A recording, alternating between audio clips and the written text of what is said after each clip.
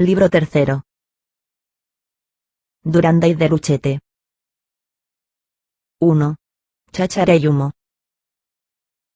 Puede ser muy bien que el cuerpo humano sea no más que una apariencia que oculta nuestra realidad, y se condensa alrededor de nuestra luz o de nuestra sombra. La realidad es el alma. Hablando de una manera absoluta, nuestro semblante es una máscara. El verdadero hombre es el que está debajo del hombre. Si nos fuese dado percibir este hombre, agachado y abrigado detrás de esa ilusión que se llama la carne, experimentaríamos más de una sorpresa. El error común consiste en tomar el ser exterior por el ser real. Tal niña, por ejemplo, si se la viese tal cual es, aparecería pájaro. Un pájaro que tiene la forma de una niña. ¡Qué cosa más exquisita! Figuraos que la tenéis en vuestra casa. Será Deruchete. Ser delicioso. Nos darán ganas de decirle, buenos días, señorita Nevatilla. No se le ven las alas, pero se oye su gorjeo. De cuando en cuando canta. ¿Por la charla es inferior al hombre? Por el canto, es superior. Hay misterio en este canto. Una virgen es una cubierta de ángel. Cuando la mujer se forma, el ángel se va. Pero vuelve después trayendo un alma pequeñita a la madre. Aguardando la vida, la que un día será madre permanece por mucho tiempo una niña. La niña persiste en la joven, y es una Silvia. Al verla, no podemos abstenernos de pensar. Cuán amable es no marchándose de un vuelo. El dulce ser familiar tiene sus placeres en la casa, de rama en rama, es decir, de cuarto en cuarto, entra, sale, se acerca, se aleja, alisa sus plumas o peina sus cabellos, produce toda especie de ruidos delicados, murmura a nuestros oídos no sabemos qué música inefable. Pregunta, respondemos. La interrogamos, gorjea. Charlamos con ella. La charla es el descanso del habla. Este ser tiene en sí algo del cielo. Es un pensamiento azul que se mezcla con nuestro pensamiento negro. Le agradecemos que sea tan ligera, tan frívola, tan fugaz, tan poco susceptible de dejarse coger, y que tenga la bondad de no ser invisible, cuando parece que podría, si quisiera, volverse impalpable. Acá abajo, lo hermoso es lo necesario. Hay en la tierra pocas funciones más importantes que esta, ser encantador. El bosque se entregaría a la desesperación sin el colibrí. Desprender alegría, despedir rayos de felicidad, tener entre las cosas sombrías una trasudación de luz, ser la doradura del destino, ser la armonía, ser la gracia, la gentileza, es prestarnos un servicio. La belleza nos hace un bien siendo bella. Tal criatura posee el arte de ser para todo lo que la rodea un encantamiento. Algunas veces ella misma no lo sabe, lo que es aún más soberano. Su presencia alumbra, su aproximación nos enardece. Pasa, y nos alegra. Se detiene, y nos hace felices. Mirarla es vivir. Es la aurora que ha tomado forma humana. No, hace más que eso, y basta. Torna en un Edén la casa. De todos sus poros brota un paraíso. Distribuye el éxtasis entre todos sin darse otra molestia que respirar a su lado. Tener una sonrisa que, sin saber cómo, disminuye el peso de la enorme cadena arrastrada en común por todos los vientos. ¿Qué queréis que os diga? Eso es divino. Deruchete tenía esta sonrisa. Decimos más, Deruchete era esta sonrisa misma. Hay algo que se nos parece más que nuestro semblante, nuestra fisonomía. Hay algo que se nos parece más que nuestra fisonomía, nuestra sonrisa. Deruchete riéndose, era Deruchete. Es una sangre particularmente atractiva la de Jersey y Guernesey. Las mujeres, las jóvenes sobre todo, son de una belleza florida y candida. Son la combinación de la blancura sajona y la frescura normanda. Mejillas son rosadas y miradas azules. A estas miradas falta la estrella. La educación inglesa las amortigua.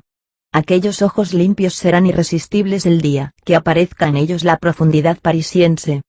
París, felizmente, no ha entrado aún en las inglesas. Deruchete no era una parisiense, pero tampoco era una guernesiana. Había nacido en Saint-Pierre-Port, pero Meslet Jerry la había educado. La había educado para ser linda, y lo era. Deruchete tenía la mirada indolente, y era agresiva sin saberlo. No conocía tal vez el sentido de la palabra amor, pero se complacía en enamorar a los que la rodeaban. Pero sin mala intención. No pensaba en ningún matrimonio. El viejo hidalgo emigrado que se había establecido en Saint Sampson, decía, esa ruña lo pulveriza todo. Déruchette tenía las más hermosas manecitas del mundo y piececitos dignos de sus manecitas. 4 patitas de mosca, decía Meslet Jerry. Tenía en toda su persona bondad y dulzura. Por familia y por riqueza tenía Meslet Jerry, su tío, por trabajo ir viviendo, por talento algunas canciones, por ciencia la belleza, por ingenio la inocencia, por corazón la ignorancia. Tenía la graciosa pereza criolla con mezcla de atolondramiento y viveza, la alegría insustancial de la niñez con una tendencia a la melancolía, tocados algo insulares, elegantes, pero incorrectos, sombreros con flores todo el año, la frente candida, el cuello suelto y tentador, los cabellos castaños, y el cutis blanco con algunas pecas en verano, la boca grande y sana, y en esta boca la adorable y peligrosa claridad de la sonrisa. Tal era Déruchette. Algunas veces, por la tarde, puesto ya el sol, en el momento en que la noche se mezcla con el mar, a la flora en que el crepúsculo da una especie de vapor a las olas, se veía entrar en la boca del puerto de Saint Sampson, cortando las encrespadas olas, no sabemos qué masa informe, una silueta monstruosa que silbaba y esputaba, una cosa horrible que mugía como una bestia y echaba humo como un volcán, una especie de hidra babeando en la espuma y arrastrando una niebla y rodando hacia la ciudad con un espantoso sacudimiento de aletas natatorias y una boca que vomitaba llamas. Era la Duranda. 2. Historia eterna de la utopía. En 1820 y tantos, un buque de vapor en las aguas de la Mancha era una novedad prodigiosa que tuvo por espacio de mucho tiempo azorada a toda la costa normanda. En la actualidad 10 o 12 vapores cruzándose en sentido inverso en su horizonte marítimo no llaman la atención de nadie. Cuando más, atraen un momento la mirada del conocedor especial que distingue por el color del humo que tal buque quema carbón de Wales y tal otro carbón de Newcastle. Pasan, y nada más. Bienvenidos sean, cuando llegan. Buen viaje, cuando parten.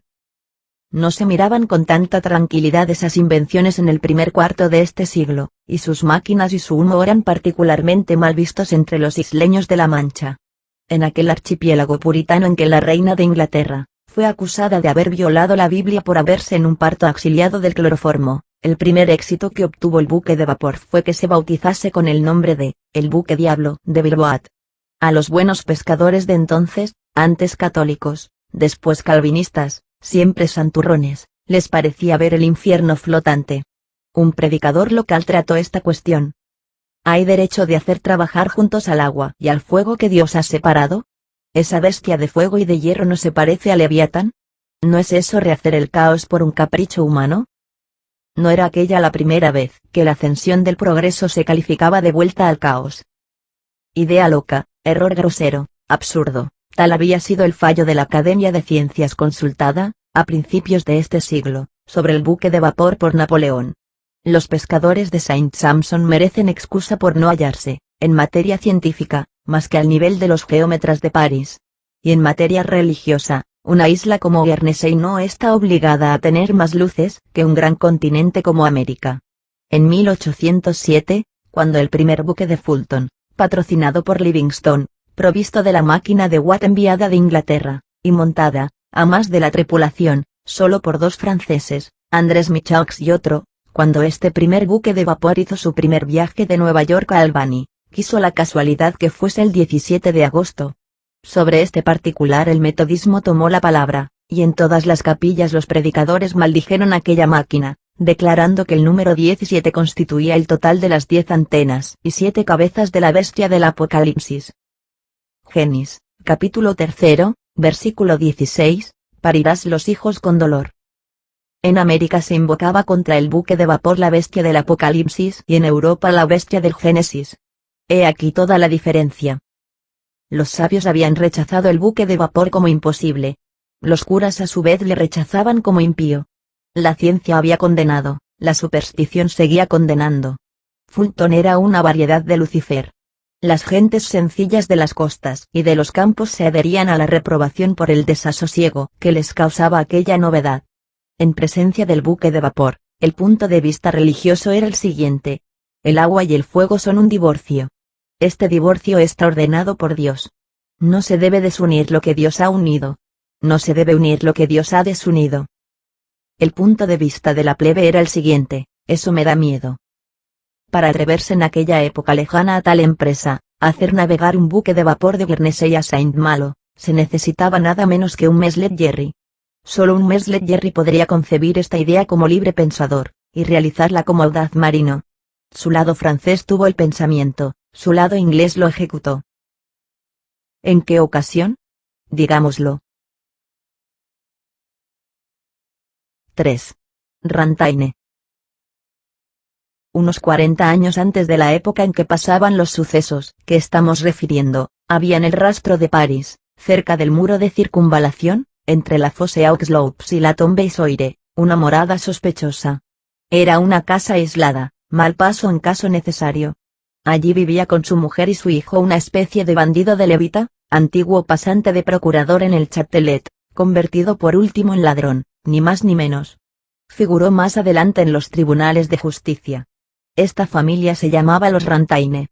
Se veían en la casa encima de una cómoda de caoba 2 jarros de porcelana con flores, en uno de los cuales se leían letras doradas, recuerdo de amistad, y en el otro, prueba de afecto.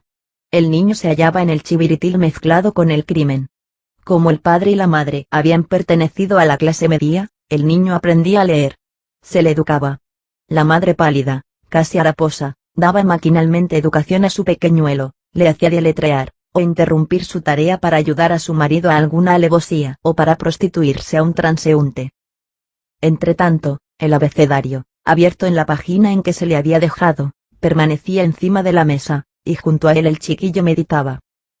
El padre y la madre, cogidos en algún flagrante delito, desaparecieron en el abismo de la noche penal. El niño desapareció igualmente. Leggeri en sus excursiones encontró a un aventurero como él, le sacó de no sabemos qué compromiso o atolladero, le prestó un servicio, le fue reconocido, le cayó en gracia, le recogió, le condujo a Guernesey, le encontró inteligente para el cabotaje, y le hizo su asociado. Este asociado era el chicuelo Rantaine que había crecido. Rantaine tenía como Leggeri un cuello robusto, una ancha y poderosa espalda para llevar fardos entre los 2 hombros, y lomos de Hércules Farnesio. Leggeri y él tenían el mismo modo de andar e idéntico continente, si bien Rantaine era más alto. El que los veía pasearse por el puerto, uno al lado del otro, decía, he aquí 2 hermanos. Mirados de frente, se diferenciaban mucho. Todo lo que era franco y abierto en Leggeri era nebuloso y cerrado en Rantaine. Rantaine era circunspecto.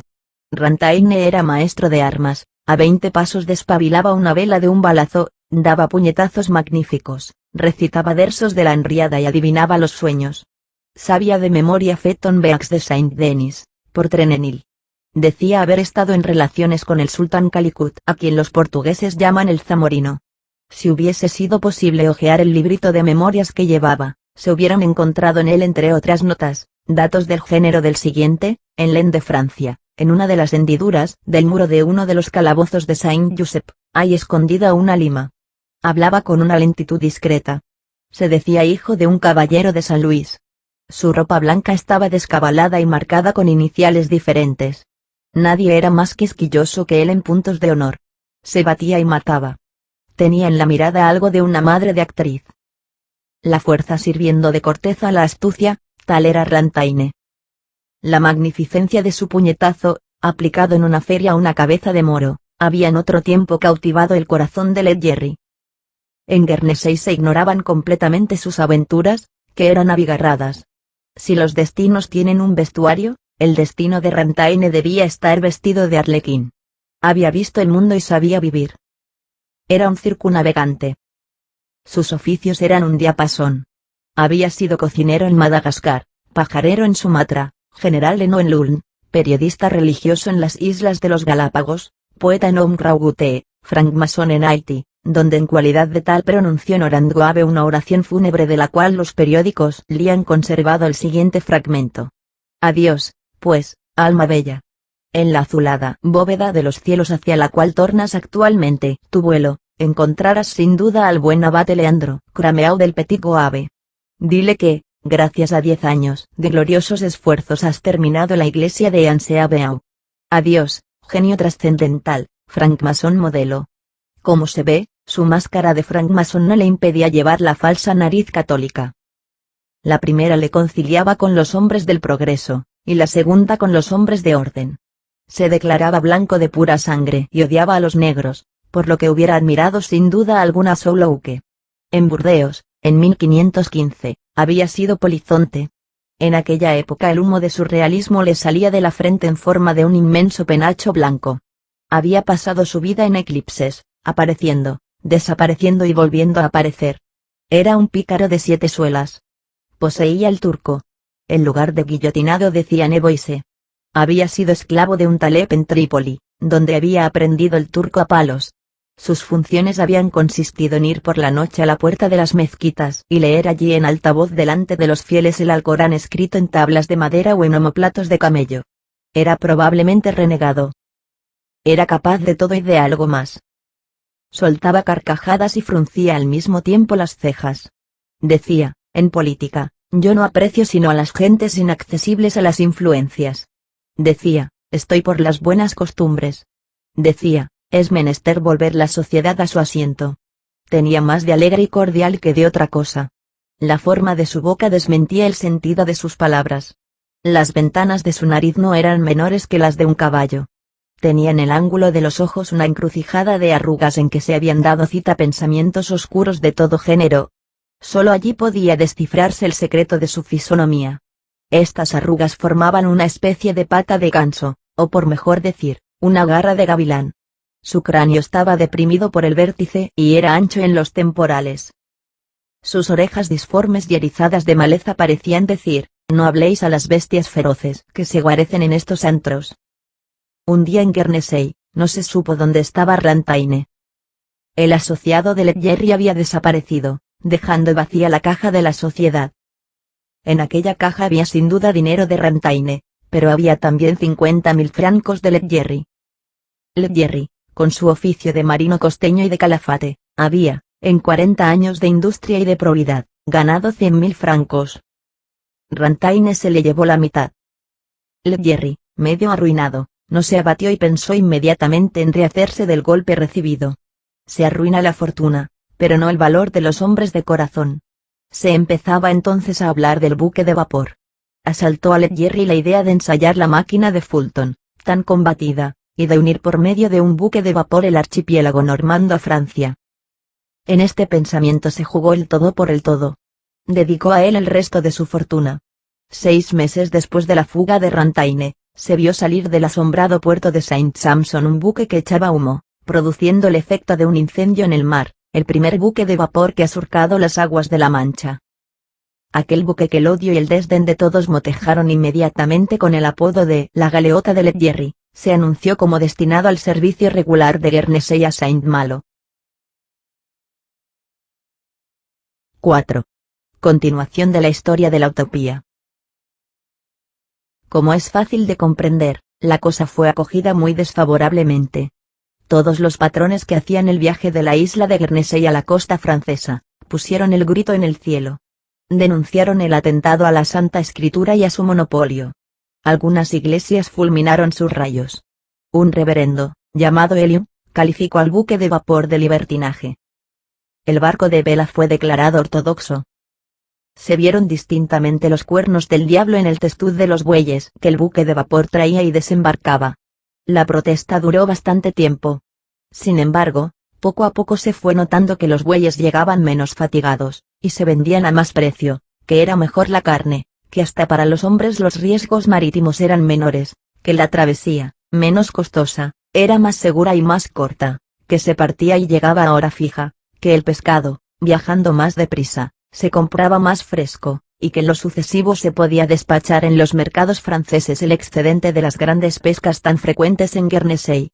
Que la manteca de las admirables vacas de Guernesey, hacía más rápidamente el trayecto en el de Bilbao que en las chalupas y corbetas, y nada perdía de su calidad, de suerte que Dinan la solicitaba, y la solicitaba Saint-Briena, y la solicitaba Resmes, que en fin, gracias a lo que se llamaba la galeota de Leggeri, había seguridad de viaje, regularidad de comunicación, idas y vueltas fáciles y prontas, desarrollo de circulación, multiplicación de salidas para las mercaderías, extensión de comercio, y que en suma, era menester tomar un partido respecto de aquel de Bilbao que violaba la Biblia y enriquecía la isla. Algunos despreocupados se atrevieron a aprobar hasta cierto punto. Sieur Landois, el escribano cartulario, otorgó al buque sus simpatías, lo que de su parte fue imparcialidad, pues no quería bien a Leggeri, en primer lugar porque Leggeri era Mes y él no era más que Sier, y además, porque Landois, aunque escribano en Saint-Pierre-Port, era feligrés de Saint-Sampson, y en aquella parroquia no había más que 2 hombres, Leggeri y él, que no tuviesen preocupaciones. Era de consiguiente natural que el uno aborreciera al otro. Estar en la misma orilla aleja. No obstante, Sieur Landois tuvo la franqueza e imparcialidad de aprobar el buque de vapor, y otros se adhirieron a su dictamen. El hecho fue subiendo insensiblemente en la consideración pública. Los hechos son una marea. Con el tiempo, con el buen éxito continuo y creciente, con la evidencia del servicio prestado, quedando demostrado el aumento de bienestar de todos, un día llegó en que, exceptuando unos cuantos sabios, todo el mundo admiró la galeota de Leggeri. Actualmente se la admiraría menos. Aquel buque de vapor de 40 años atrás haría reír a nuestros actuales constructores. Aquella maravilla era deforme, aquel prodigio estaba achacoso. No hay menos distancia de los actuales buques de vapor transatlánticos a los de ruedas también de vapor que hizo maniobrar Dionisio Papin en el Fulda en 1707, que la que hay del navío de 3 puentes Le Montebello, con sus 200 pies de longitud y 50 de anchura, con su antena mayor de 500 pies, con sus 3.000 toneladas, con sus 1.100 hombres de tripulación y 160 sacos de metralla, vomitando en cada andanada, cuando combate, 3.300 libras de hierro, y desplegando al viento, cuando marcha, 5.600 metros cuadrados de lienzo, a la carabela dinamarquesa del siglo II, que se encontró cargada toda de hachas de piedra, de arcos y de mazas, en las playas de Westersetterup, y se depositó en el ayuntamiento de Flensburgo. 100 años justos de intervalo, de 1707 a 1807, separan el primer buque de Papin del primer buque de Fulton. La galeota de Leggeri era indudablemente un progreso comparado con aquellos 2 esbozos, pero ella misma era un esbozo también, lo que no la impedía ser una obra maestra. Todo embrión de la ciencia ofrece este doble aspecto. Monstruo como feto, maravilla como germen. 5. El buque diablo. La galeota de Leggeri no estaba arbolada en conformidad con las exigencias de los buques de vela, y esto no era un defecto, porque teniendo el buque por motor el vapor, el velamen era su accesorio. Añádase que el buque de ruedas es casi insensible a la acción del velamen. La galeota era demasiado corta, demasiado redonda, demasiado recogida, tenía demasiados mofletes y demasiadas caderas. No se llevó el atrevimiento hasta el extremo de hacerla ligera. La galeota tenía los inconvenientes y algunas de las cualidades de la panza. Cabeceaba, arfaba poco, pero rodaba mucho. Los tambores eran demasiado altos. Tenía demasiada anchura respecto a su longitud. La máquina, maciza, la agobiaba, y para poderla cargar mucho, hubo necesidad de levantar desmedidamente sus obras muertas, lo que le hacía casi adolecer de los defectos de los buques de 74, que son gabarras bastardas cuyas obras muertas han de quitarse para darles condiciones marineras y de combate. Siendo corta, hubiera debido virar con prontitud, hallándose el tiempo empleado en la evolución en razón directa de la longitud de un buque, pero su pesadez la quitaba la ventaja que la daba esta circunstancia. Su costillaje era demasiado ancho, lo que la entorpecía, hallándose como se halla la resistencia del agua proporcionada a la mayor sección sumergida y al cuadrado de la velocidad del buque. La proa era vertical, lo que actualmente no sería una falta, pero en aquel tiempo era costumbre invariable dar a la proa una inclinación de 45 grados. Todas las curvas del casco estaban bien igualadas, pero no eran bastante largas respecto de la oblicuidad y sobre todo respecto del paralelismo con el prisma de agua desalojado, el cual no debe jamás ser rechazado sino lateralmente. Estando la mar gruesa la galeota, ya anterior, ya posteriormente, echaba demasiada agua, lo que indicaba un vicio en el centro de gravedad. No hallándose colocada la carga donde era conveniente, con motivo del peso de la máquina, el centro de gravedad pasaba frecuentemente detrás del palo mayor, y entonces era preciso no contar más que con el vapor, y desconfiar de la vela mayor, porque el efecto de esta en dicho caso hacía arribar el buque a la banda en lugar de permitirle ceñir el viento. El recurso que quedaba, cuando se estaba a fil de proa era alargar en banda la escota mayor, y de este modo el viento se fijaba en la proa por la amarra, y la vela mayor no producía el efecto de una vela de popa. Esta maniobra era difícil. El gobernalle era el gobernalle antiguo, no de rueda como el actual, sino de palanca, volviendo alrededor de sus goznes, unidos al estambor o codaste y moviéndose por una vigueta horizontal que pasaba por debajo de los yugos principales. El buque tenía 2 botes, especie de canoas, y 4 anclas, la mayor, la segunda, que es el ancla trabajadora, y corquín anclur, y 2 anclas de proa. Estas 4 anclas, todas con cadena, funcionaban por medio del cabestrante mayor de popa o del pequeño de proa, según las ocasiones. A la sazón el molinete de bomba no había aún reemplazado al esfuerzo intermitente de la barra de espeque. No teniendo más que 2 anclas de horca, una a estribor y otra a babor, no podía el buque fondear con bastante asiento, lo que delante de ciertos vientos le desarmaba algo. Podía no obstante en este caso recurrir a la segunda ancla. Las boyas eran normales, y estaban construidas de modo que, permaneciendo a flote, llevaban el peso del orinque. La chalupa tenía la dimensión conveniente. Verdadera lancha de auxilio del buque, era bastante fuerte para elevar su ancla maestra. Consistía una de las novedades de la galeota, en que se hallaba en parte aparejada con cadenas, sin que esta circunstancia menoscabase la movilidad de las maniobras corrientes ni la tensión de las durmientes. La arboladura, aunque secundaria, no tenía ninguna incorrección. La cepilladura, bien cerrada, bien desenvuelta, salía poco. Los tablones, eran sólidos, pero groseros, no exigiendo el valor respecto del particular la misma delicadeza que la vela. El buque andaba con una velocidad de 2 leguas por hora. Puesto en facha, se echaba perfectamente. Tal cual era la galeota de Led Jerry, resistía bien el mar, pero carecía de tajamar para dividir el líquido, y no se podía decir que tuviese buenas maneras. Se comprendía que en un peligro, escollo o sifón, debía ser poco manejable. Producía el crujido de una cosa informe. Rodando sobre las olas, metía un ruido de suela nueva. La galeota era sobre todo un recipiente, y como todo buque destinado principalmente al comercio, estaba exclusivamente bien dispuesto para la estiba. Admitía pocos pasajeros. El transporte del ganado hacia la estiba difícil y muy singular. Se arrimaban los bueyes en la sentina, lo cual era una complicación. Actualmente se les estiba en la cubierta.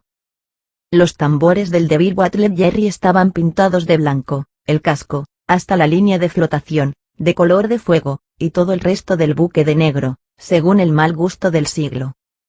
Vacío, calaba 7 pies, y cargado 14. En cuanto a la máquina era poderosa. Tenía la fuerza de un caballo por cada 3 toneladas, que es casi la fuerza de un remolcador. Las ruedas estaban bien colocadas, algo delante del centro de gravedad del buque. La máquina tenía una presión máxima de 2 atmósferas. Gastaba mucho carbón, no obstante ser de condensador y fiador. No tenía volante a causa de la instabilidad del punto de apoyo, y lo suplía, como se hace aún actualmente, por medio de un doble aparato que hacía alternar 2 manubrios, fijos en las extremidades del árbol de rotación, y dispuestos de modo que el uno se hallaba siempre en un punto fuerte cuando el otro estaba en un punto muerto. Toda la máquina descansaba sobre una sola plancha de fundición, de suerte que, ni aun en un caso de grave avería, ningún golpe de mar le quitaba el equilibrio y el casco deformado no podía deformar la máquina. Para volver a esta más sólida aún, se había colocado el contrapeso principal cerca del cilindro, lo que transportaba desde el medio a la extremidad del centro de oscilación. Posteriormente se han inventado los cilindros oscilantes que permiten suprimir los contrapesos. Pero a la sazón el contrapeso cerca del cilindro parecía ser la última palabra de la maquinaria. La caldera tenía tabiques y estaba provista de su correspondiente bomba. Las ruedas eran muy grandes, lo que disminuía la fuerza, y la chimenea era muy alta, lo que aumentaba la tracción del humo, pero la magnitud de las ruedas hacía que éstas tomasen más agua, y la altura de la chimenea hacía que ésta tomase más viento. Palas de madera, clavos de hierro, cubos de fundición, tales eran las ruedas, bien construidas, y lo que era admirable, podían desmontarse. Había siempre 3 palas sumergidas. La velocidad del centro de las palas no excedía sino en 1/6 parte la velocidad del buque, y este era el defecto de aquellas ruedas. Además, la mano de la cigüeñuela era demasiado larga, y el cajón distribuía el vapor en el cilindro con demasiado roce. En aquel tiempo, la máquina de la galeota parecía y era admirable. Se había forjado en Francia en el taller de fundición de Berey. Led Jerry la había ideado en parte, y el mecánico que la había compuesto según sus instrucciones había muerto, de suerte que era una máquina única y de reemplazo imposible. Quedaba el dibujante, pero faltaba el constructor. La máquina había costado 40,000 francos. Leggeri había él mismo construido la galeota en el astillero cubierto que se encuentra al lado de la primera torre entre Saint-Pierre-Port y Saint-Sampson. Había ido a Bresna a comprar la madera. Había empleado en su construcción toda su habilidad de calafate, y se reconocía su talento en el bordaje cuyos tablones eran estrechos e iguales, y estaban cubiertos de sarangusti, betún de la India, superior a la brea. El forro estaba claveteado. Leggeri había untado la coraza de gallegalle. Para remediar en lo posible la redondez del casco, había ajustado su botavante al bauprés, lo que le permitía añadir a la cebadera otra cebadera falsa. El día que se botó el buque al agua dijo Leggeri: «Estoy a salvo». La galeota tuvo efectivamente buen éxito. Casualmente o con intención, fue botada al agua un 14 de julio. Leggeri, en pie sobre cubierta entre los dos tambores, miró el mar fijamente y exclamó: «Te ha llegado tu vez. Los parisienses se han apoderado de la Bastilla. Ahora, mar, me apodero yo de ti». La galeota de Leggeri hacía una vez por semana el viaje de Guernesey a Saint-Malo. Zarpaba el martes por la mañana y volvía el viernes por la tarde, víspera del día de mercado que es el sábado. Era de mayor casco que los mayores buques de cabotaje de todo el archipiélago, y hallándose su capacidad en razón directa de su dimensión, uno solo de sus viajes valía por su porte y rendimientos 4 viajes de un buque ordinario. Los beneficios eran, pues, considerables. La reputación de un buque depende de su estiba, y Leggeri era un estibador admirable. Cuando él mismo no pudo ya embarcarse, instruyó al efecto a un marinero para que le reemplazase. A los 2 años, el buque de vapor producía limpias 750 libras esterlinas anuales, es decir, 8,000 francos. La libra esterlina de Guernesey vale 24 francos, la de Inglaterra 25 y la de Jersey 26. Esas tonterías son menos tontas de lo que parecen. Los bancos de comercio hacen con ellas su negocio. 6. Entrada de Leggeri en la gloria. La galeota prosperaba. Mess Leggeri veía acercarse el momento de llegar a ser Monsieur. En Guernesey no se llega a ser Monsieur de buenas a primeras. Entre el hombre y el Monsieur hay toda una escala que recorrer. El primer escalón es el nombre a secas, Pedro, por ejemplo. El segundo escalón es vecino Pedro. El tercero tío Pedro. El cuarto señor Sier Pedro. El quinto don Mess Pedro. El último señor don Monsieur Pedro. Esta escala, que sale de tierra, se continúa en el mar. Toda la jerárquica Inglaterra entra y se establece en ella. He aquí los escalones, sucesivamente más voluminosos: encima del señor gentleman hay el escudero, encima del escudero el caballero sir vitalicio, después, subiendo siempre, el vicebarón baronet, título entre barón e hijodalgo sir hereditario, después el lord laird en Escocia, después el barón, después el vizconde, después el conde earl en Inglaterra, jarl en Noruega, después el marqués, después el duque, después el par de Inglaterra, después el príncipe de sangre real, después el rey. Esta escala sube del pueblo a la clase media, de la clase media a la nobleza, de la nobleza a la pairia, de la pairia al trono. Gracias a su empresa llevada a feliz término, gracias al vapor, gracias a su máquina, gracias al buque diablo, Mess Leggeri había llegado a ser algo. Para construir la galeota, había tenido que tomar dinero prestado. Había contraído deudas en Bresna y en Saint-Malo. Pero iba anualmente amortizando su pasivo. Había además comprado a crédito, en la misma entrada del puerto de Saint-Sampson, una hermosa casa de piedra, enteramente nueva, situada entre el mar y un jardín, en cuyo ángulo se leía, Les Braves. La casa de las Braves, cuya fachada anterior formaba parte de la muralla misma del puerto, era notable por una doble hilera de ventanas que por la parte del norte daban a un cercado lleno de flores y por la parte del sur al océano. De suerte que aquella casa tenía una fachada que miraba a las tempestades y otra que miraba a las rosas. Las dos fachadas parecían hechas para los dos habitantes, Mess Leggeri y Miss Déruchette. La casa de las Braves era popular en Saint-Sampson. Mess Leggeri se había hecho popular al cabo.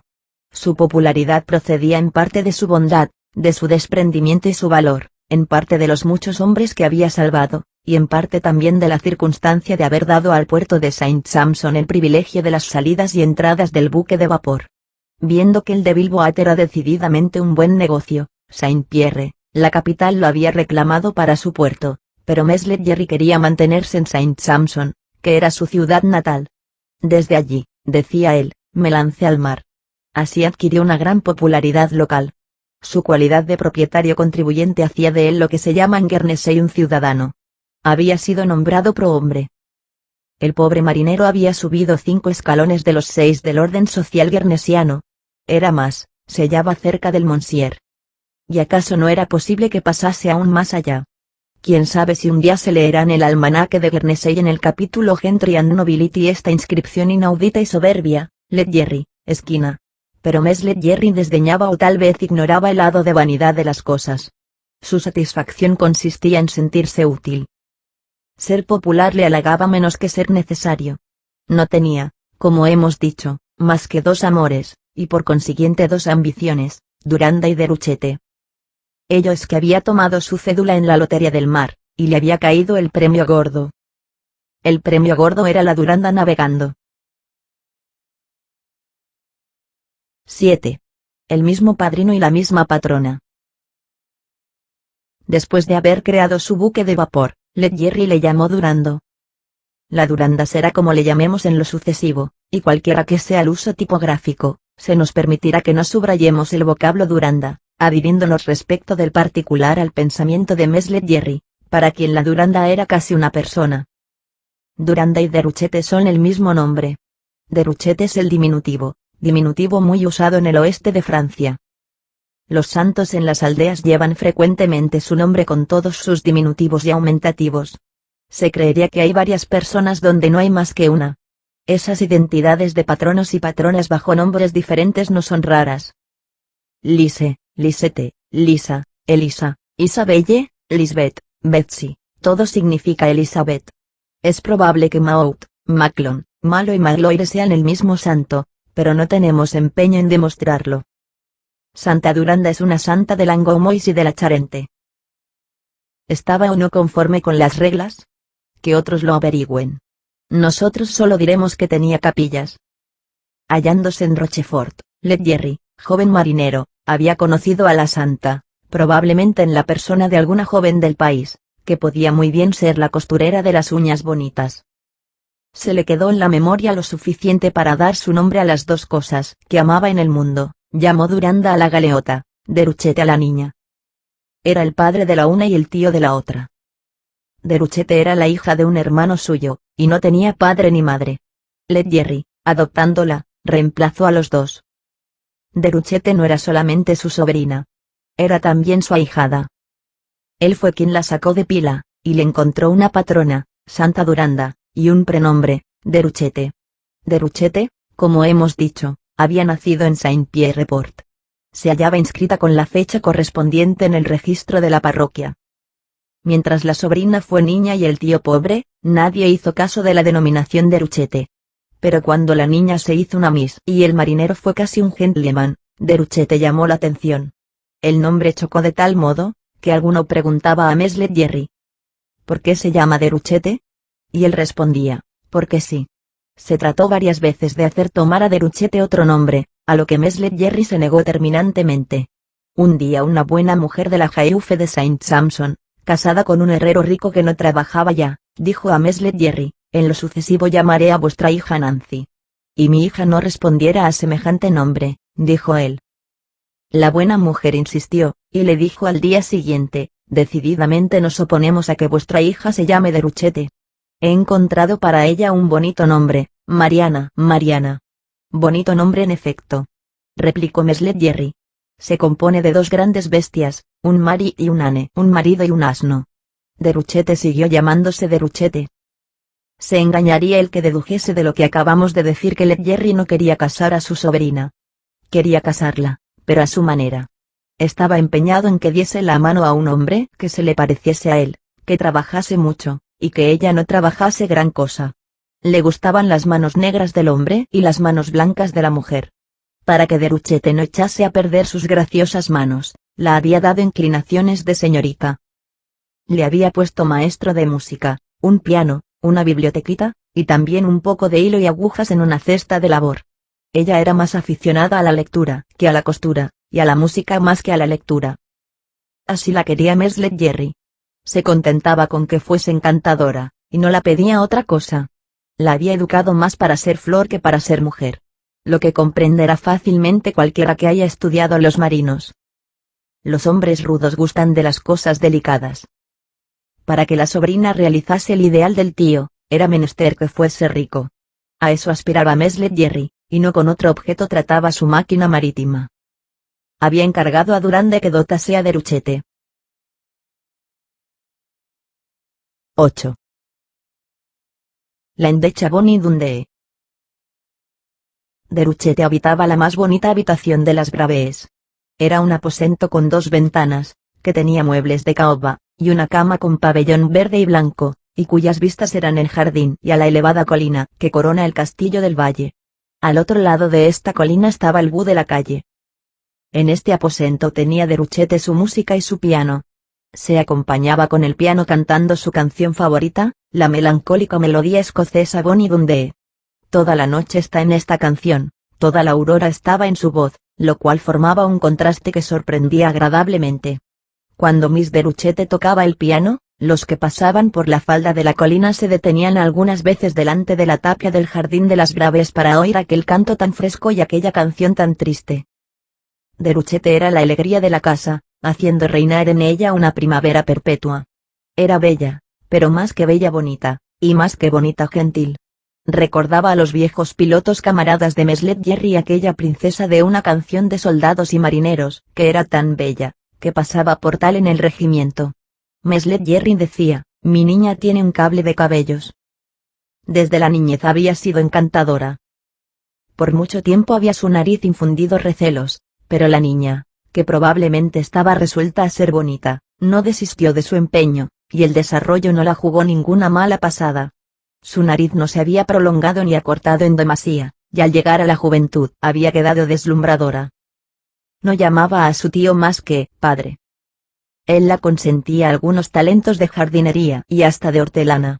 Regaba ella misma los cuadros de su jardín cubiertos de rosas de Alejandría, de verbasco purpúreo, de dalias de 1000 colores y cariofilitas de color de escarlata. Cultivaba la edelfa y la oxilida. Sacaba partido del clima de Guernesey, tan hospitalario para las flores. Como todos los guernesianos, tenía aloes y cactos expuestos al aire libre, y, lo que es lo más difícil, logró lo potentila de Nepaul. Su huertecillo estaba ingeniosamente ordenado. Hacía sucederse en él las espinacas a los repollos, y los guisantes a las espinacas. Solía sembrar coliflores de Holanda y berzas de Bruselas que trasplantaba en julio, nabos en agosto, achicorias rizadas en septiembre, pastinacas redondas en otoño y rábanos en invierno. Meslet Jerry la dejaba hacer, con tal que no manejase demasiado la azada y la mielga, y con tal, sobre todo, que no echase ella misma el abono. Le había dado 2 criadas, llamadas la una Gracia y la otra Dulce, que son 2 nombres de Guernesey. Gracia y Dulce hacían el servicio de la casa y del jardín, y las que daba el derecho de tener las manos rojas. En cuanto a Meslet Jerry, su cuarto consistía en un pequeño gabinete que daba al puerto, y comunicaba con la sala baja del entresuelo donde se abría la puerta de entrada y en que confluían las varias escaleras de la casa. Su moblaje se reducía a su koi, su cronómetro y su pipa. Había también una mesa y una silla. El techo, que mostraba sus vigas, había sido blanqueado con cal, e igualmente las 4 paredes. A la derecha de la puerta estaba clavado el archipiélago de la Mancha, bella carta marina que llevaba esta inscripción, W. Faden, 5. Charing Cross. Geographers of His Majesty, y a la izquierda colgaba en la pared de otros clavos uno de esos grandes pañuelos de algodón en que se hallan pintados los pabellones de toda la marina del globo, teniendo en las 4 puntas las banderas de Francia, Rusia, España y Estados Unidos de América, y en el centro la Union Jack de Inglaterra. Dulce y Gracia eran 2 criaturas, como todas las otras, en el buen sentido de la palabra. Dulce no era mala, y Gracia no era fea. No se habían hecho enteramente indignas de estos nombres peligrosos. Dulce, no casada, tenía un galán. Esta palabra en las Islas de la Mancha está admitida. El hecho también. Las dos jóvenes tenían lo que se podría llamar el servicio criollo, una especie de dejadez propia de las criadas normandas en el archipiélago. Gracia, amiga de devaneos y bonita, miraba sin cesar el horizonte con una inquietud de gato, porque teniendo como Dulce, un galán, tenía además, según pública voz y fama, un marido marinero cuyo regreso temía. Allá se las haya. La diferencia entre Gracia y Dulce consistía en que en una casa menos austera y menos inocente, Dulce hubiera seguido siendo la fámula, y Gracia hubiera llegado a ser la confidenta. Con una niña cándida como Déruchette, los talentos posibles de Gracia se perdían. Por lo demás, los amores de Dulce y de Gracia eran latentes. Nada sabía de ellos Meslet Jerry, y nada tampoco adivinaba Déruchette. La sala baja del entresuelo, especie de albóndiga con chimenea, rodeada de bancos y de mesas, había servido en el siglo último de punto de reunión a un conventículo de refugiados franceses protestantes. La pared de piedra desnuda tenía por todo lujo un marco de madera negro en que se encerraba un cartelón de pergamino adornado con las proezas de Benigno Bossuet, obispo de Meaux. Algunos pobres diocesanos de aquella águila, perseguidos por él cuando la revocación del edicto de Nantes al encontrar un asilo en Guernesey habían colgado aquel cuadro en la pared como glorioso monumento del prelado. El que llegaba a descifrar su libre garabatura escrita con tinta que se había ya vuelto amarilla, leía los siguientes poco conocidos hechos. El 29 de octubre de 1685, demolición de los templos de Morcef y de Nantes solicitada al rey por el señor obispo de Meaux. El 2 de abril de 1686, arresto de Cochard, padre e hijo, por causa religiosa a instancias del señor obispo de Meaux. Puestos en libertad, habiendo abjurado. El 28 de 1699, el señor obispo de Meaux envió a con acento agudo, Mr. de Ponchartrain una memoria encaminada a demostrar que sería necesario encerrar a los jóvenes de Orchandes y de Nembilla, que perteneciesen a la religión reformada, en la casa de los Nombelles católicos de París. El 7 de julio de 1703, es ejecutada la orden solicitada al rey por el señor obispo de Meaux de hacer encerrar en el hospital al llamado Bendoin y a su mujer, los católicos de Publaines. En el fondo de la sala, junto a la puerta del cuarto de Meslet Jerry, una pequeña trinchera de tablas que había sido el púlpito hugonote, se había convertido por medio de una verja en despacho del buque de vapor, es decir, de la Duranda, de que se bailaba encargado Meslet Jerry en persona. En el viejo pupitre de encina, un registro con páginas que llevaban en su margen debe y haber, reemplazaba a la Biblia. 9. El hombre que había adivinado a Rantaine. En tanto que Meslet Jerry había podido navegar. Había dirigido la Duranda, y no había tenido más piloto y capitán que él mismo, pero, como hemos dicho ya, había llegado el día en que Meslet Jerry tenía que hacerse reemplazar. Había escogido al efecto a Sieur Clubin, de Torteral, hombre de pocas palabras. Sieur Clubin tenía en toda la costa una reputación de probidad severa. Era el alter ego y el vicario de Meslet Jerry. Sieur Clubin, aunque más tenía facha de notario que de marinero, era un marino capaz y raro. Tenía todos los talentos que reclama el riesgo perpetuamente transformado. Era estibador hábil, gaviero meticuloso, contramaestre celoso y conocedor, timonel robusto, piloto sabio y atrevido capitán. Era prudente y llevaba algunas veces la prudencia hasta el extremo de arrojado, lo que es una gran cualidad en el mar. Tenía el temor de lo probable templado por el instituto de lo posible. Era uno de esos marinos que desafían el peligro en una proporción por ellos conocida y que saben sacar partido de todos los accidentes. Tenía toda la seguridad que el mar puede dejar a un hombre. Además, Sieur Clubin era un nadador famoso. Pertenecía a aquella raza de hombres versados en la gimnasia de las olas, que permanecen en el agua cuanto tiempo quieren, que en Jersey parten del Havre d'Espas, doblan la colete, dan la vuelta alrededor del Hermitage y del Castillo Elizabeth, y a las 2 horas regresan a su punto de partida. Era de Torteral, y pasaba por haber atravesado con frecuencia a nado el temido trayecto de los Ambis en la punta de Plymouth. Una de las circunstancias por las cuales Sieur Clubin se había principalmente recomendado a Meslet Jerry era que, conociendo o penetrando en el fondo de Rantaine, había indicado a Meslet Jerry la falta de probidad de su asociado, diciéndole: Rantaine os robará. Así fue en efecto. Más de una vez, aunque el negocio es poco importante, Meslet Jerry había puesto a prueba la honradez, llevada hasta el escrúpulo, de Sieur Clubin, y le confiaba todos sus asuntos. Meslet Jerry decía, la confianza debe ser completa. 10. Las narraciones de largos viajes. Meslet Jerry, a quien incomodaba cualquier otro traje, llevaba siempre el suyo de a bordo, y hasta prefería su chaqueta de marinero a su chaqueta de piloto, lo que hacía poner mal gesto a Déruchette.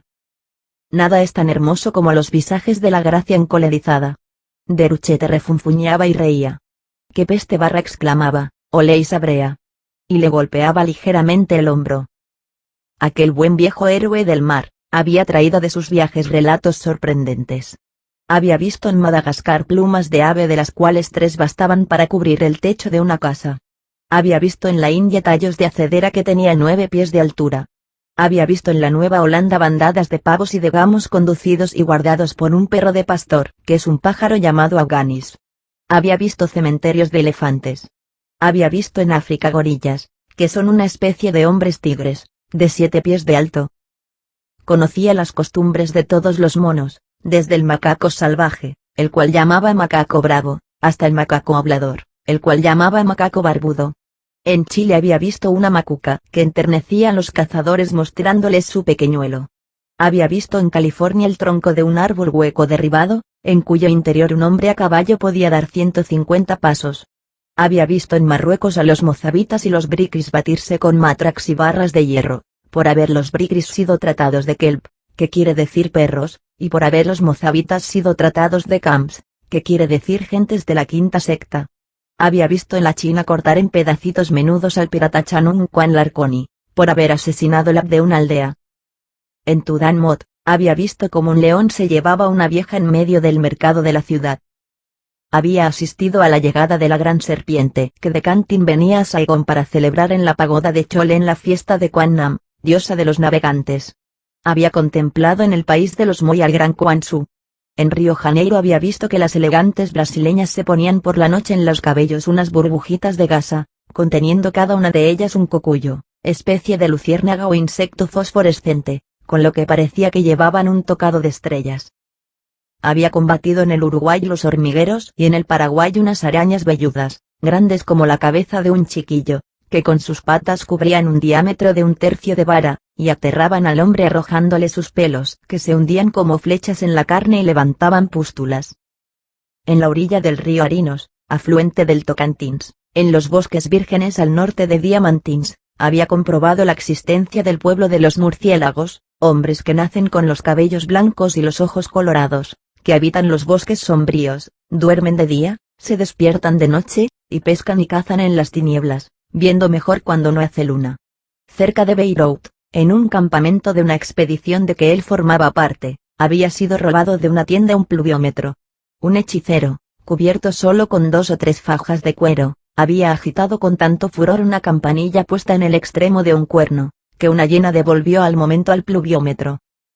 Ella misma había sido la ladrona. Historias tan verdaderas se parecían tanto a cuentos, que divertían a Déruchette. La muñeca de la Duranda era el lazo que unía al buque con la joven. Llaman muñeca en las islas normandas al mascarón tallado en la proa, estatua de madera esculpida con más o menos esmero. Por eso en las islas normandas quiere decir navegar la siguiente locución local, etre entre pope et pope, hallarse entre popa y mascarón. El mascarón de la Duranda era particularmente apreciado de Meslet Jerry. Había encargado al carpintero que se pareciese a Déruchette. El carpintero hizo lo que pudo, pero pudo muy poco. Aquel mascarón era un tronco que se esforzaba en parecer una joven hermosa.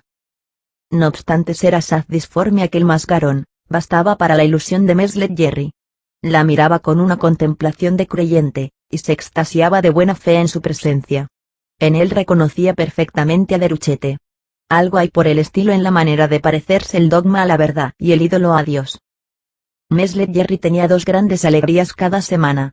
Una el martes y otra el viernes. La primera estaba motivada por la partida de la Duranda y la segunda por su regreso. Se apoyaba de codos en su ventana, contemplaba su obra y era feliz. Algo hay de eso en el Génesis. Et vedit quod esset bonum. El viernes, la presencia de Meslet Jerry en su ventana equivalía a una señal.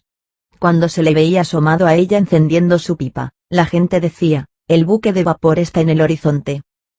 Un humo anunciaba otro.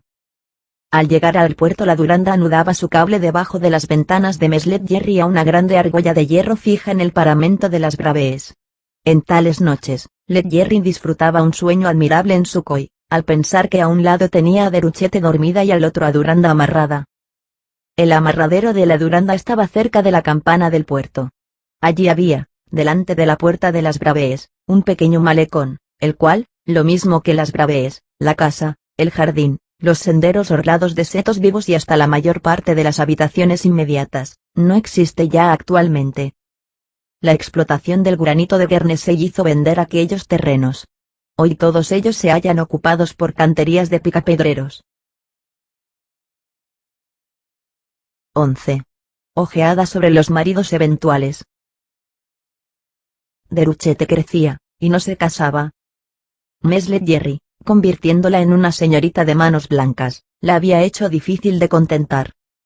Semejantes educaciones se vuelven más adelante contra uno mismo. Y es el caso que Meslet Jerry era más difícil de contentar todavía. El marido que él quería para Déruchette había de ser también un marido para Duranda. Hubiera querido casar de un solo golpe a sus dos hijas. Hubiera querido que el conductor de la una hubiese podido ser también el piloto de la otra. ¿Qué es un marido más que el capitán de un viaje? ¿Por qué, pues, no dar el mismo patrón a la hija y al buque? Un matrimonio obedece a las mareas. Quien sabe conducir un barco sabe conducir a una mujer. La mujer y el barco son los dos súbditos de la luna y del viento. Sieur Clubin, teniendo solo unos 15 años menos que Meslet Jerry, no podía ser para Duranda más que un patrón provisional. Se necesitaba un piloto joven, un patrón definitivo, un verdadero sucesor del fundador, del inventor, del creador. El piloto definitivo de Duranda tendría por esta sola circunstancia algo de yerno de Meslet Jerry. ¿Por qué no fundir los dos yernos en uno solo? Acariciaba esta idea. También él veía crecer en sus sueños un prometido. Un robusto gaviero tostado y brusco, atleta del mar, he aquí su ideal. Pero no era enteramente el de Déruchette. El sueño de esta era más de color de rosa. De todos modos, el tío y la sobrina habían al parecer acordado no precipitarse. Cuando se vio a Déruchette convertirse en una heredera probable, empezaron a menudear los partidos. Esos genios tan vivos no son siempre de buena calidad. Meslet Jerry lo comprendía, y murmuraba, novia de oro, novio de cobre. Y despedía a los pretendientes. Aguardaba. Ella lo mismo. Cosa singular. Tenía pocas aspiraciones a la aristocracia. Respecto de este punto, Meslet Jerry era un inglés inverosímil. Difícilmente se creerá que llegase a rehusar para Déruchette un Landuel, de Jersey, y un Bugnet Nicolin, de Serk. Hasta alguno se ha atrevido a afirmar lo que no nos parece siquiera posible, que no había aceptado una proposición procedente de la aristocracia de Aurigny, y que había desatendido la de un miembro de la familia de Edan, la cual desciende evidentemente de Eduardo el Confesor. 12. Excepción en el carácter de Led Jerry. Meslet Jerry tenía un defecto, un gran defecto. Odiaba, no alguno, sino alguna cosa, a los curas. Un día leyendo. Porque él leía, en Voltaire, porque él leía a Voltaire, estas palabras, los curas son gatos. Dejó el libro y refunfuñó a media voz, yo me siento perro. Debemos recordar que, en su creación del Devilwad local, los curas luteranos y calvinistas le habían combatido con empeño y perseguido cuanto les fue posible. Ser revolucionario en navegación, procurar dotar de un progreso al archipiélago normando, hacer tragar a la pobrecita isla de Guernesey los vaciados de una invención nueva, era, ya lo hemos dicho sin tapujos, una temeridad condenable. Así es que el clero le había condenado. No se olvide que hablamos aquí del clero antiguo, no del de hoy, el cual, en casi todas las iglesias locales, tiene una tendencia liberal hacia el progreso. Led Jerry se había visto contrariado de mil maneras. Toda la cantidad de obstáculos que puede haber en pláticas y sermones se le había opuesto. Detestado de los curas luteranos y calvinistas, él les detestaba. El odio de aquellos era la circunstancia atenuante del suyo. Pero, digámoslo, su aversión a los curas era idiosincrásica. No tenía necesidad de que los curas le odiasen para odiarles a ellos. Como él decía, era el perro de aquellos gatos. Estaba contra ellos por la idea, y, lo que es aún más irresistible, por el instinto. Entreveía sus uñas escondidas, y les enseñaba los dientes. Convenimos en que se los enseñaba a tontas y a locas, y no siempre oportunamente. En no distinguir hay injusticia. Los odios en globo no son racionales. Delante de Leggeri no hubiera encontrado indulgencia ni el mismo vicario saboyano. No sabemos si en su concepto había un solo cura bueno. A fuerza de ser filósofo, perdía algo de su discreción. La intolerancia de los tolerantes existe, como existe la rabia de los moderados. Pero Leggeri era tan bondadoso, que no podía odiar verdaderamente. No tanto atacaba como rechazaba. Se mantenía distante de las gentes de iglesia. Le habían ido mal, y se limitaba a no quererlas bien. Bus obstinaciones. Respecto de los curas era inflexible. Podía dar 15 y falta a Montlosier. La diferencia entre el odio de los curas y el suyo consistía en que el de los curas era animosidad, y el suyo era antipatía. Tan pequeña como es la isla de Guernesey, tiene sitio para dos religiones. Contiene religión católica y religión protestante. Añadamos que no encierra las dos religiones en la misma iglesia. Cada culto tiene su templo o su capilla. En Alemania, en Heidelberg, por ejemplo, no se andan con tantos repulgos. Se corta la iglesia en dos, la mitad para San Pedro, la otra mitad para Calvino. Entre las dos mitades se levanta un tabique para prevenir camorras. Partes iguales. Los católicos tienen 3 altares, los hugonotes tienen también 3 altares, y como se oficia a las mismas horas, una campana misma llama a la vez para las distintas ceremonias. Llama a un mismo tiempo a Dios y al diablo. Simplificación. La flema alemana consiente esas aproximaciones. Pero en Guernesey cada religión tiene su casa. Hay la parroquia ortodoxa y la parroquia herética. Se puede escoger. Ni una ni otra, tal había sido la elección de Leggeri.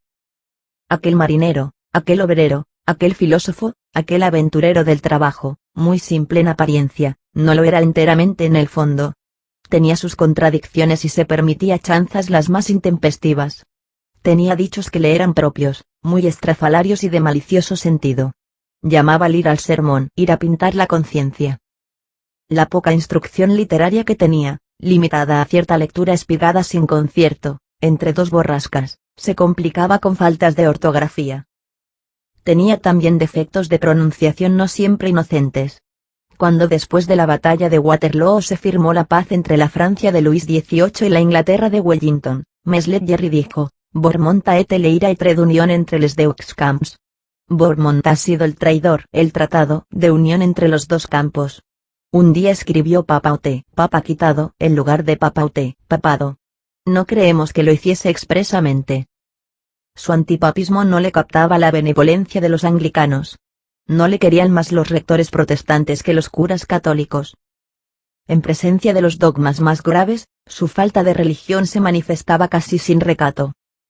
Habiéndole la casualidad conducido a un sermón sobre el infierno, del reverendo Jaquemi Nerode, cura protestante, sermón magnífico, salpicado de la cruz a la fecha de textos sagrados, que prueban las penas eternas, los suplicios, los tormentos, las condenaciones, los castigos inexorables, las quemas sin fin, las maldiciones inextinguibles, las cóleras de la omnipotencia, los furores celestiales, las venganzas divinas, cosas incontestables, se le oyó decir en voz baja al salir con uno de los fieles.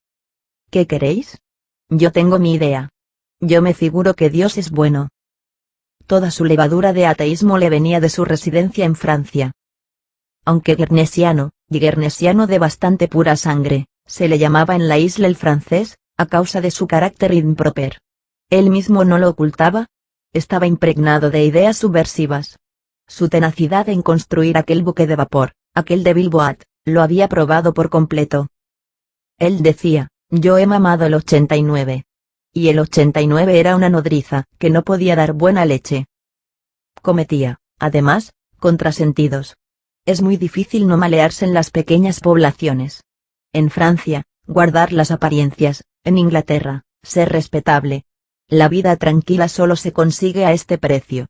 Ser respetable implica una multitud de observancias, desde el domingo bien santificado hasta la corbata bien puesta. No hacerse señalar con el dedo. He aquí otra ley terrible. Ser señalado con el dedo, es el diminutivo del anatema. Las aldeas, pantanos de comadrerías, sobresalen en esa malignidad aisladora, que es la maldición vista por el pequeño agujero del anteojo. Los más osados temen esos chismes de vecindad. Se desafía la metralla, se desafía el huracán, y se retrocede delante de unas cuantas bachilleras. Meslet Jerry era más terco que lógico, y eso no obstante, bajo la presión del ¿qué dirán?, su misma tenacidad se doblaba. Echaba agua en su vino, decía, y esta frase es una locución preñada de concesiones latentes y algunas veces repugnantes. Se mantenía separado de los hombres del clero, pero no les cerraba resueltamente la puerta. En ciertos actos oficiales, y en épocas dadas de visitas pastorales, recibía con suficiente urbanidad, lo mismo al rector luterano que al capellán papista. Tenía de cuando en cuando que acompañar a la parroquia anglicana a Deruchete, la cual, como hemos dicho, no iba a ella sino en las 4 grandes solemnidades del año. En resumen, esos compromisos le repugnaban, le irritaban, y lejos de inclinarle hacia las gentes de iglesia, aumentaban su aversión interior. Se desquitaba multiplicando sus chanzonetas. Aquel hombre sin yel no tenía otras asperezas, y no había medio de corregírselas. De hecho y de una manera absoluta, este era su temperamento, y no había más que dejarle. Cada loco con su tema. Todo el clero le desagradaba. Tenía la irreverencia revolucionaria. Distinguía poco entre formas de culto. Su miopía sobre el particular llegaba al extremo de no ver la diferencia entre un ministro y un abate. Confundía a un reverendo doctor con un reverendo padre. Decía, Wesley no vale más que Oyola. Cuando veía pasar a un pastor con su mujer, volvía la cara. Cura casado. Decía, con el acento absurdo que estas dos palabras tenían en Francia en aquella época. Contaba que en su último viaje a Inglaterra había visto a la obispa de Londres. Sus rebeliones contra este género de enlaces subían hasta la cólera. Un traje talar no se casa con un traje talar, exclamaba. El sacerdocio le causaba el efecto de un sexo. Hubiera dicho de buena gana, ni hombre, ni mujer. Cura. Aplicaba con mal gusto al clero anglicano y al papista los mismos epítetos desdeñosos. Envolvía las dos sotanas en la misma fraseología, y no se tomaba la molestia de parodiar, respecto de los curas, cualesquiera que fuesen, católicos o luteranos, las metonimias soldadescas usadas en aquel tiempo. Decía Deruchete, cásate con quien quieras, con tal que no sea con un clerizonte. 13. La frivolidad forma parte de la gracia. Una vez dicha una palabra, Meslet Jerry la tenía presente. Una vez dicha una palabra, Deruchete la olvidaba. He aquí la diferencia entre el tío y la sobrina.